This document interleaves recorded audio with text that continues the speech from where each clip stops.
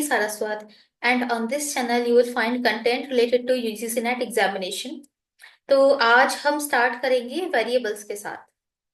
तो वेरिएबल्स की जरूरत कहाँ पड़ती है? वेरिएबल्स का चैप्टर खत्म होने के बाद हम पढ़ेंगे एक्सपेरिमेंटल रिसर्च, जिसमें वेरिएबल्स बहुत ही इंपॉर्टेंट रोल प्ले करते हैं। तो एक्सपेरिमेंटल रिसर्च को समझने के लिए हमें पहले वेरिएबल्स को समझना जरूरी है। तो आज हम पढ़ेंगे अलग अलग तरह के वेरिएबल्स के बारे में और ये कैसे होते हैं। तो सबसे पहले समझना पड़ेगा कि वेरिएबल एक्चुअल में होता क्या है। वेरिएबल जो है वो दो शब्द से मिलकर बना है, very plus able. Very means जो चेंज होता है, ठीक है, जो चेंज हो सके वो वेरिएबल है, और इसको जिसको मेजर किया जा सके। VARIABLE variable. तो वेरिएबल होता क्या है? It's an entity which can be measured is a variable. जिस भी चीज को मेजर किया जा सके, मापा जा सके, वही वेरिएबल है। Variable are the things that you measure, manipulate and control in a statistics और अ रिसर्च। वेरिएबल्स वो चीजें होती है जिनको आप नापते हो, मैनिपुलेट करते हो यानी चेंज करते हो, और कंट्रोल करते हो यानी नियंत्रित करते हो किसी भी स्टैटिस्टिक्स या फिर रिसर्च में, उसको वेरिएबल कहा जाता है। अब वेरिएबल क्या हो सकता है? कोई एज भी हो सकती है, ठीक है, या फिर किसी का वेट भी हो सकता है, हाइट भी हो सकती है, या इसी तरह की बहुत सारी चीजें हो सकती हैं। अब चलिए समझते हैं वेरिएबल कितने प्रकार के होते हैं, वेरिएबल के टाइप समझते हैं। तो यहाँ पे आता है एक कॉन्टिन्यूस वेरिएबल और एक नॉन कॉन्टिन्यूस या फिर डिस्क्रीट वेरिएबल। कॉन्टिन्यूस जैसा कि समझ आ रहा है कि जो लगातार होता है, यानी कि ये कौन से वेरिएबल है? These can be express continuously. Continuously का क्या मतलब है? जिसको डेसिमल में भी दर्शाया जा सके, जैसे वेट किसी का 55.6, हाइट 5 फीट 6 इंचेस, ठीक है, 5'3", 5'10", 6'11", इस तरह से वेट और हाइट डेसिमल्स में भी हो सकते हैं। तो इसीलिए इसको कॉन्टिन्यूस वेरिएबल कहा गया है।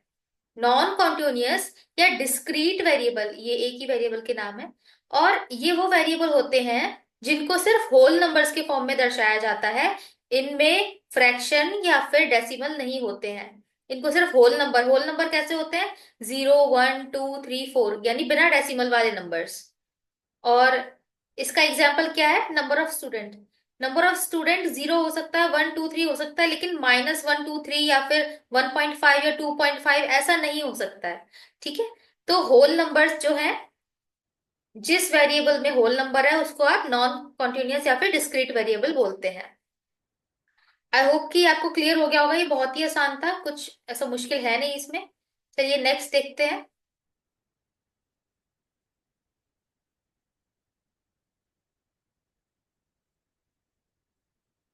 नेक्स्ट है हमारे पास dependent variable and independent variable. इनको डिपेंडेंट और इंडिपेंडेंट वेरिएबल को शॉर्ट में डीवी एंड आईवी कहा जाता है। तो ये होते क्या है? वैसे तो इनके नाम से ही पता चल रहा है। इंडिपेंडेंट वेरिएबल वो है जिसपे किसी का प्रभाव नहीं पड़ता है, और डिपेंडेंट क्या है? जिसपे प्रभाव पड़ रहा है, जो किसी पे डिपेंडेंट है। A dependent variable relies on and can be changed by the manipulation of an independent variable। ठीक है, यानी कि जो डिपेंडेंट वेरिएबल है ये किस पे निर्भर रहता है? इंडिपेंडेंट वेरिएबल पे, ठीक है। यानी कि जब भी आप इंडिपेंडेंट वेरिएबल को मैनिपुलेट करेंगे तो डिपेंडेंट वेरिएबल की वैल्यू अपने आप चेंज हो जाएगी। अगर आप इंडिपेंडेंट वेरिएबल की वैल्यू चेंज करेंगे तो डिपेंडेंट वेरिएबल उस पर डिपेंडेंट है, इसीलिए उसकी वैल्यू भी चेंज हो जाएगी। The research observes the change in dependent variable. तो जो रिसर्च जब भी करते हैं तो रिसर्च में हमें क्या मेजर करना होता है, क्या ऑब्जर्व करना होता है कि जो डिपेंडेंट वेरिएबल हमने लिया है उसमें क्या बदलाव हो रहा है।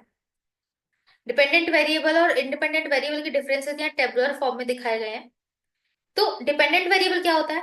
Under the influence of another variable, यानी कि जो किसी दूसरे वेरिएबल पे निर्भर हो, ठीक है, और affected by another variable in the system. यानी कि किसी एक रिसर्च में अगर एक वेरिएबल दूसरे किसी वेरिएबल की वजह से फर्क पड़ रहा है अगर इसके ऊपर, तो ये डिपेंडेंट वेरिएबल है, क्योंकि ये डिपेंडेंट है उस वेरिएबल पे। It does not affect other variables in the system. और जो डिपेंडेंट वेरिएबल है खुद दूसरे पे डिपेंडेंट है, ठीक है, तो ये किसी दूसरे वेरिएबल को अफेक्ट नहीं करता है उस रिसर्च में। इंडिपेंडेंट वेरिएबल इसका उल्टा है, ठीक है, ये किसी के इन्फ्लुएंस में नहीं होता, not under the influence of any other variable in the system. ये किसी और वेरिएबल के इन्फ्लुएंस में नहीं होता, ये इंडिपेंडेंट इसीलिए है। इंडिपेंडेंट मीन्स आजाद वेरिएबल। और it affects other variables of the system. It affects other variable, तो जिसको अफेक्ट करेगा वो हो गया डिपेंडेंट वेरिएबल, यानी इंडिपेंडेंट वेरिएबल डिपेंडेंट वेरिएबल को अफेक्ट करता है।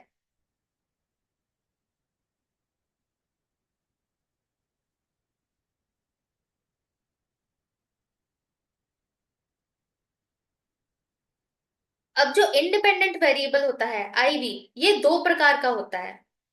एक होता है एक्टिव वेरिएबल्स और दूसरा एट्रीब्यूटेड वेरिएबल्स। तो इंडिपेंडेंट वेरिएबल के दो प्रकार हो गए। इन दोनों में क्या अंतर है देखते हैं। एक्टिव वेरिएबल वो वेरिएबल होते हैं जिनको these can be change and are under the control of researcher, यानी कि इनको बदला जा सकता है और ये रिसर्चर के कंट्रोल में होते हैं। यानी कि मान लीजिए आपको कोई एक एक्सपेरिमेंट करना है, तो उस एक्सपेरिमेंट में आपके पास दो वेरिएबल्स हैं। आपको प्लांट पे कोई एक्सपेरिमेंट करना है और उसमें आपको दिखाना है कि अमाउंट ऑफ वाटर जो है, एक वेरिएबल आपका अमाउंट ऑफ वाटर हो गया कि जो पानी का अमाउंट है उसका पौधे की ग्रोथ पे कितना फर्क पड़ रहा है। तो दो वेरिएबल्स हो गए, एक क्या हो गया अमाउंट ऑफ वाटर और दूसरा वेरिएबल क्या हो गया ग्रोथ ऑफ प्लांट। तो जो अमाउंट ऑफ वाटर है वो कैसा वेरिएबल हो गया, वो इंडिपेंडेंट वेरिएबल हो गया, क्योंकि रिसर्चर उसको चेंज कर सकता है।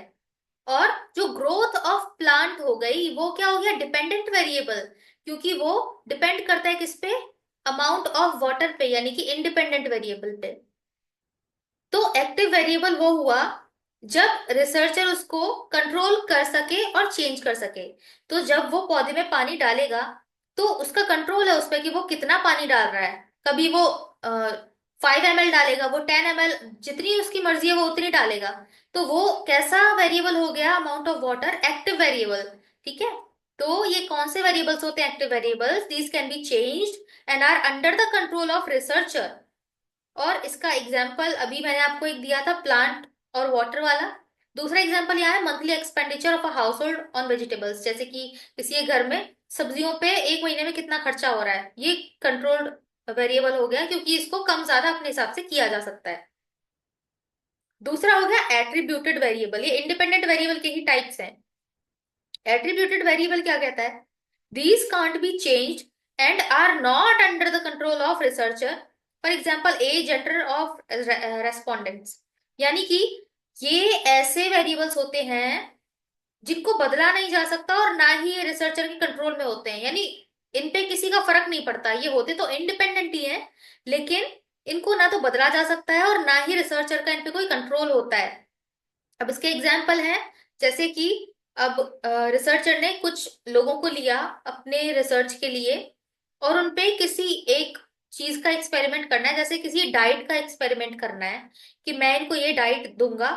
मान लीजिए उसने कीटो डाइट ली कि मैं इनको कीटो डाइट दूंगा और देखूंगा कि इनमें क्या क्या चेंजेस आए।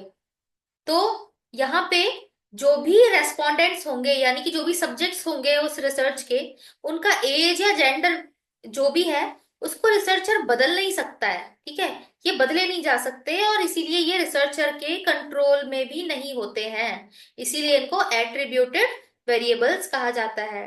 आई होप कि आपको क्लियर हो गया होगा, बहुत मुश्किल कुछ भी नहीं है इसमें, बहुत ही सिंपल लैंग्वेज में आपको समझा रहे हैं। फिर भी अगर कोई डाउट है तो you can ask me in the comment section. बाकी अब नेक्स्ट देखते हैं। नेक्स्ट हमारे पास एक्सट्रेनियस वेरिएबल्स। अब नाम से ही समझ में आ रहा है भाई थोड़े से एक्स्ट्रा हैं। अब एक्स्ट्रा क्यों है, समझते हैं क्या होता है एक्सट्रेनियस वेरिएबल्स। तो extraneous variables are the factors that affect the dependent variable, ठीक है, ये डिपेंडेंट वेरिएबल को अफेक्ट करते हैं। बट रिसर्चर जो है वो इनको कंसीडर नहीं करता जब वो एक्सपेरिमेंट को डिजाइन कर रहा होता है या बना रहा होता है या प्लान कर रहा होता है। यानी कि एक्सट्रेनियस वेरिएबल वो अनवांटेड वेरिएबल्स होते हैं जो अनइंटेंशनली आपकी स्टडी जो है या फिर एक्सपेरिमेंट है उसका रिजल्ट बदल सकते हैं। इसीलिए ये वैलिडिटी ऑफ रिसर्च यानी रिसर्च की वैलिडिटी के लिए एक थ्रेट भी है, खतरा है। अब जैसे मान लीजिए पौधे वाला के एग्जांपल ले लीजिए कि अमाउंट ऑफ वाटर तो रिसर्चर कंट्रोल कर सकता है, ठीक है, वो उसके कंट्रोल में है। और जो ग्रोथ है प्लांट की वो डिपेंडेंट वेरिएबल है। लेकिन अब और भी तो फैक्टर्स हो सकते हैं ना जिसका प्लांट की ग्रोथ पे फर्क पड़ सकता है, जैसे कि सनलाइट उसको कितनी मिल रही है, ठीक है, ये एक वेरिएबल हो गया। या फिर उसका जो मिट्टी है, उस पौधे की जो मिट्टी है उसमें मिट्टी किस प्रकार की है, क्या उसमें कोई खाद या मैन्योर या फिर फर्टिलाइजर कुछ है, या फिर मिट्टी किस टाइप की है, इसका भी फर्क पड़ सकता है ना। तो ये जो चीजें हैं, ये जो वेरिएबल्स हैं, ये कभी कभी अनइंटेंशनली जो रिसर्चर है उसके ध्यान में नहीं आती है एक्सपेरिमेंट प्लान करते हुए।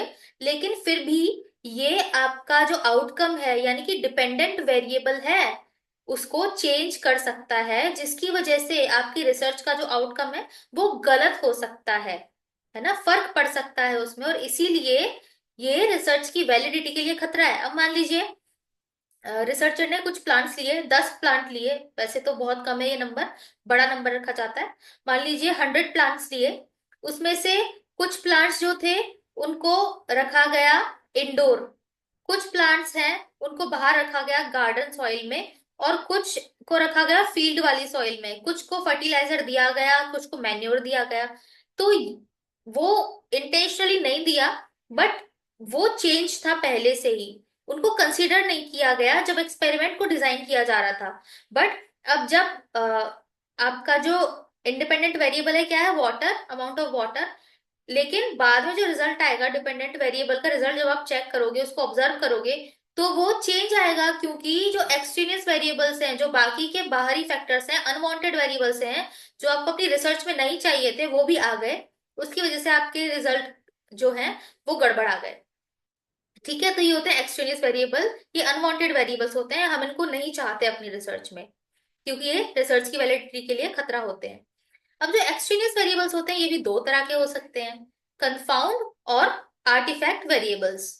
कंफाउंड वेरिएबल क्या होते हैं? Variables that should have been held constant within a study but were accidentally allowed to vary. यानी इनमें थोड़ा सा ही डिफरेंस है। कंफाउंड वेरिएबल जो है, कंफाउंड वेरिएबल वो वेरिएबल होते हैं जिनको कि किसी एक स्टडी में कांस्टेंट रहना था, बट वो गलती से बदल गए, वेरी कर गए, अलग अलग हो गए। ठीक है। अब इसमें एक एग्जांपल ले सकते हैं, जैसे मान लीजिए मिट्टी का ही एग्जांपल ले लेते हैं। यहाँ पे वो पौधे लाए गए, और पौधे अलग अलग जगह से लाए गए, कोई फील्ड से लाया गया, कोई गार्डन से लाया गया, और कोई इंडोर उगा हुआ पौधा था उसको लाया गया। अब अलग अलग जगह से वो पौधे आए, और उन पे एक्सपेरिमेंट क्या हो रहा है कि अमाउंट ऑफ वाटर का पौधे की ग्रोथ पे कितना असर पड़ेगा। तो अब यहाँ पे जो है स्टडी एकदम सही सटीक कैसे होती, जब सभी पौधे जो हैं उनका सब कुछ सेम होना चाहिए था, सिर्फ इंडिपेंडेंट वेरिएबल जो है वो रिसर्चर अपने हिसाब से चेंज करता। लेकिन अब क्या हो गया, अब एक्सीडेंटली उनकी मिट्टी अलग अलग रही।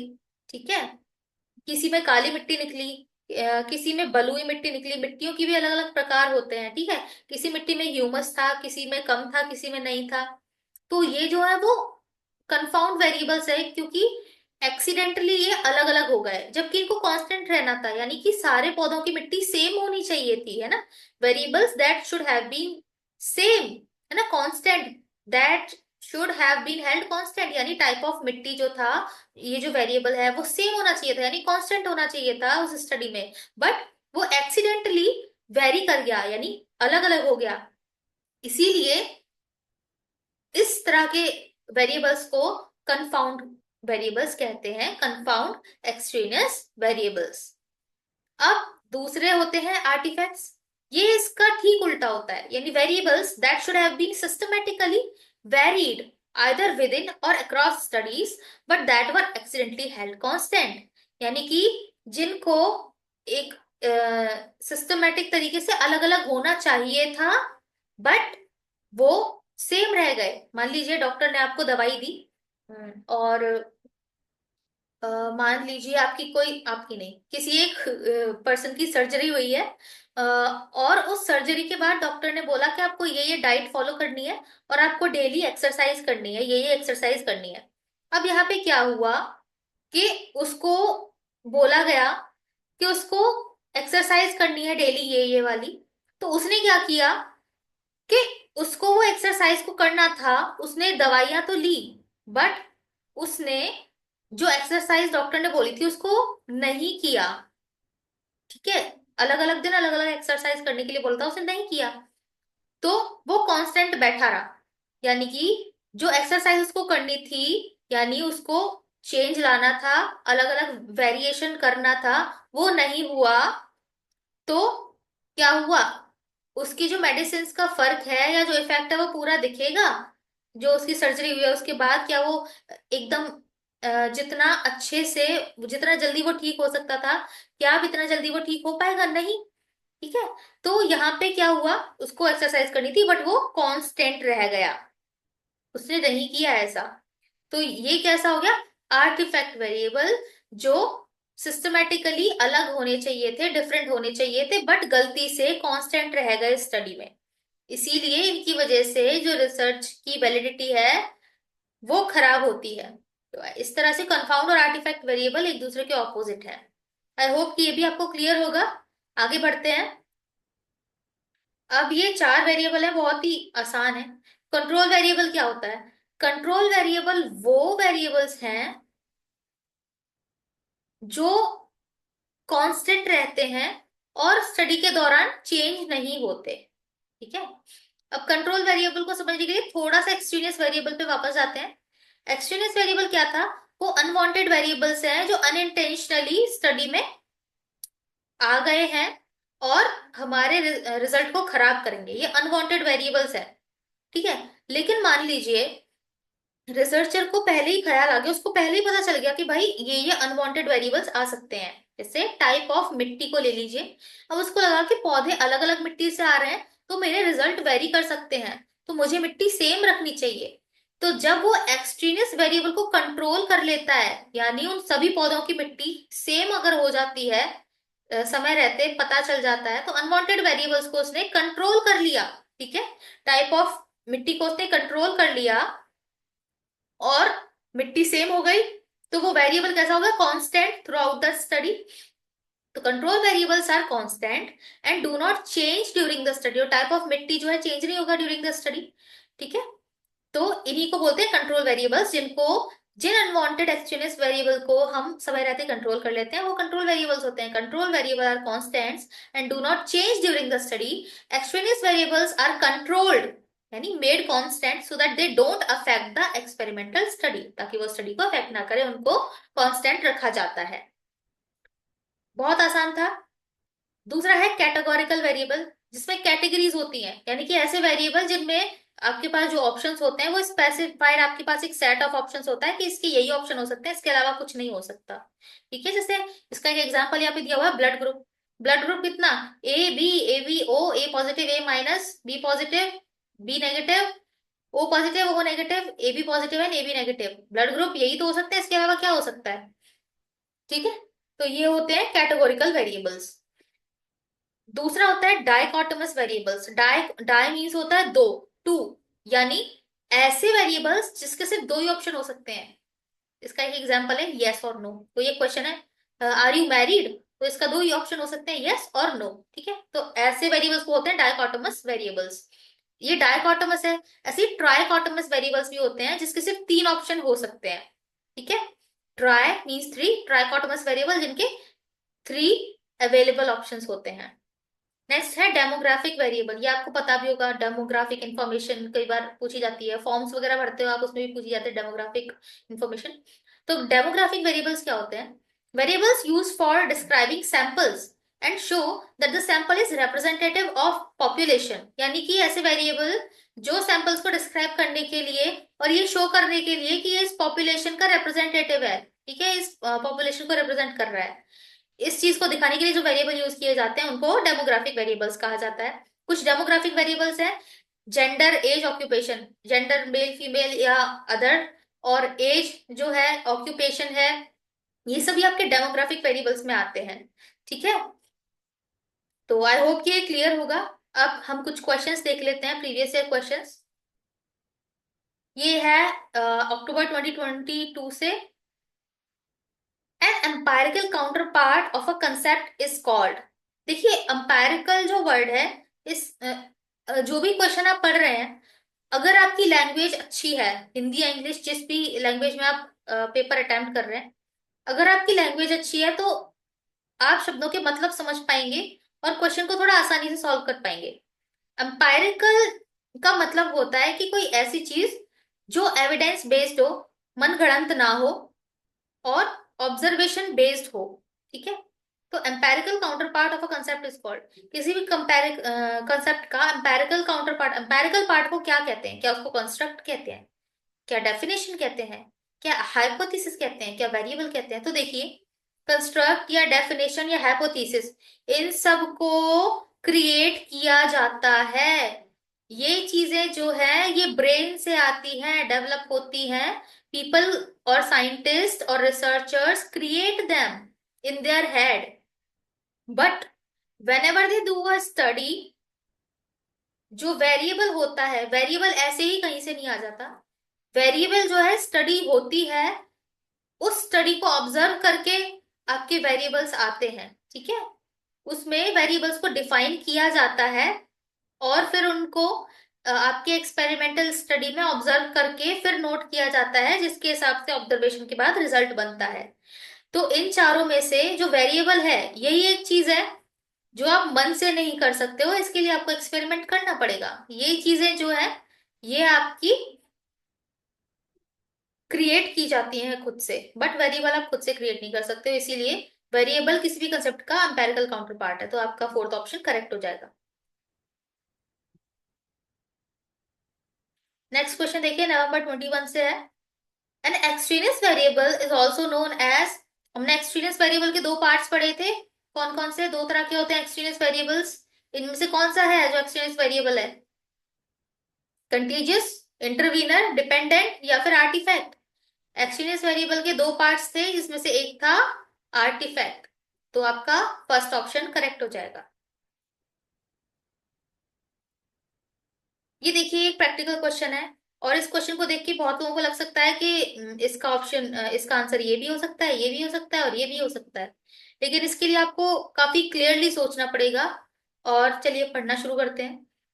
A university teacher conducts a research study where lecture cum demonstration method is used to assess the effect on students' level of participation in terms of socio-economic status. Socioeconomic status को SES बोला जाता है short में। Socioeconomic status of their family and its habitat, which variable in this study will be called an independent variable. यानी कि एक university teacher है, वो एक रिसर्च स्टडी कंडक्ट करते हैं, ठीक है, जहां पे लेक्चर कम डेमोन्स्ट्रेशन मेथड का यूज किया जा रहा है टू असेस। क्या असेस करने के लिए? The effect on students level of participation. क्या असेस करने के लिए? इफेक्ट स्टूडेंट का पार्टिसिपेशन लेवल पे, इन टर्म्स ऑफ, किस टर्म्स में? Socio economic status of their family and its habitat, means जहां वो रहते हैं।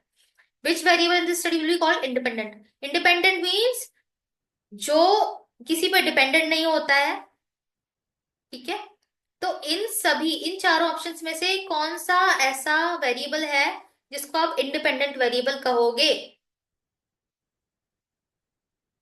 तो इसका सही उत्तर होगा लेक्चर कम डेमोन्स्ट्रेशन मेथड।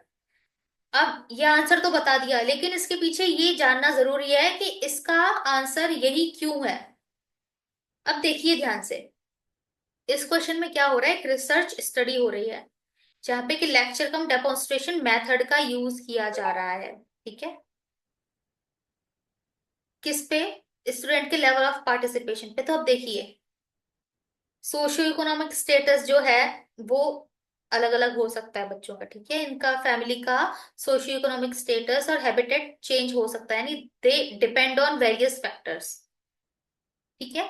तो इसीलिए सोशियो इकोनॉमिक स्टेटस और हैबिटेट ऑफ फैमिली, ये दोनों चीजें तो हट गई पहले।